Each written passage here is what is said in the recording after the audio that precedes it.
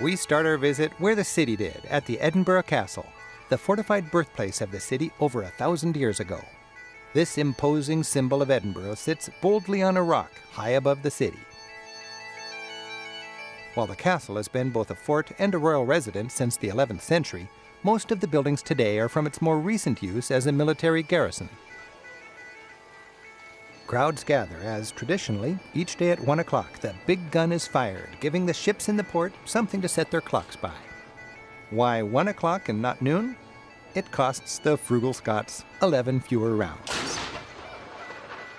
Your admission comes with a fine guided tour. Well, welcome to the castle, ladies and gentlemen. It takes roughly about 20-25 minutes from the time we leave here to the time we get to the top.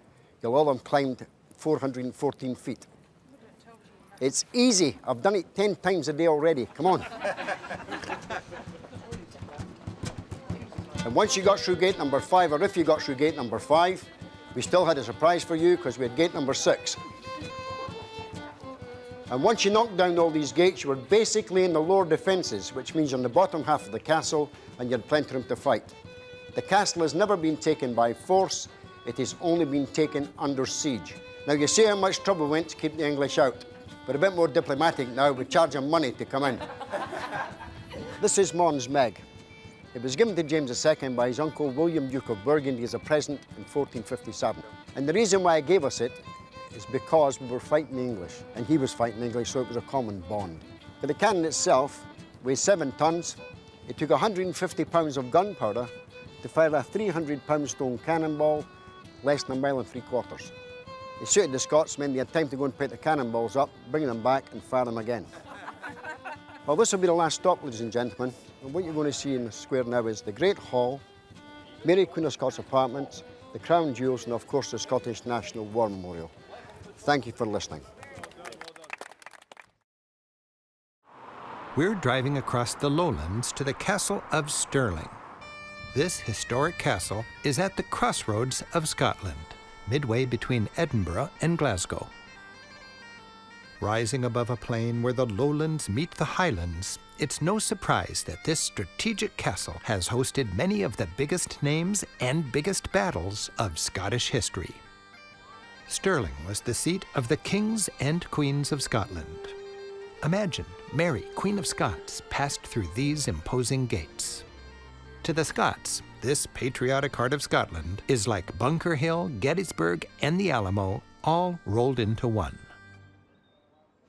From these ramparts, you can see where the 3 pivotal battles of Scotland's 13th and 14th century wars of independence from English rule took place. The Battle of Stirling Bridge, where against all odds, the courageous William Wallace defeated the English army. The Battle of Falkirk, where Wallace was then toppled by a vengeful English king. And the Battle of Bannockburn, where in the wake of Wallace's defeat, Robert the Bruce rallied the Scots to kick out the English once and for all. Well, at least for a few generations. It was said, "He who holds Stirling holds Scotland." The castle was the preferred home of Scottish kings and queens in the Middle Ages and Renaissance, and their 500-year-old statues still decorate the walls.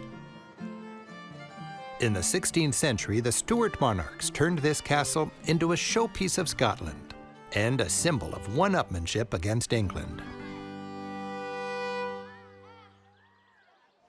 Much later, in the 18th century, Scotland was embroiled in a civil war.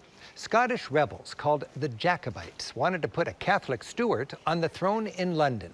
They failed, and the British military took over Scotland's beloved Stirling Castle. It became a garrison, filled with redcoats. To this day, Stirling Castle provides a base for the British, not the Scottish, military. In 1746, these very cannon fired on Scottish rebels. And you'll notice the castle still flies the Union Jack of the United Kingdom.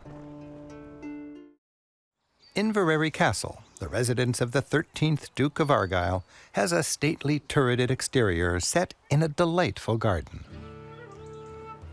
Historically a stronghold of the Campbell clan, its walls are well hung with portraits of the many dukes who've called this palace home. Here's the first duke, with dukes number 2 and 3 on deck. As with many such castles, the aristocratic family still lives here, like clan royals. Displays are like the family scrapbook, showing the current Duke and his family, who still occupy the private half of this palace. The public half is a museum, filled with precious, if you're a Campbell, artifacts. This case features pendants of esteemed family members through the ages.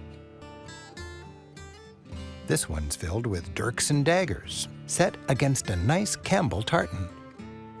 A highlight is the Armory Hall, which fills the main atrium.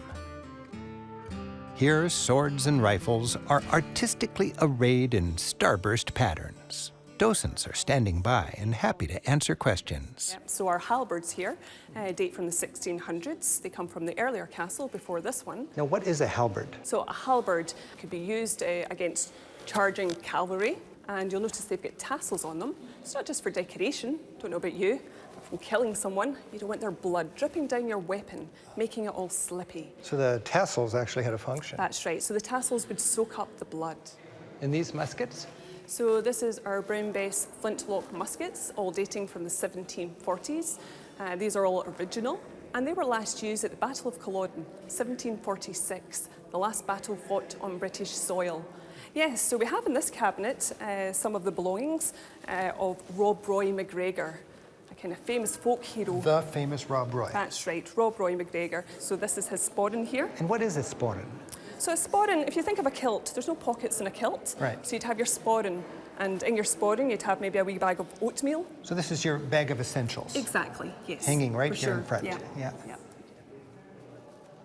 You'll find castles like this all over the Highlands. Today, countless Scottish Americans make a pilgrimage of sorts to their ancestral clan capital. If you're a Campbell, you'd come here to Inveraray.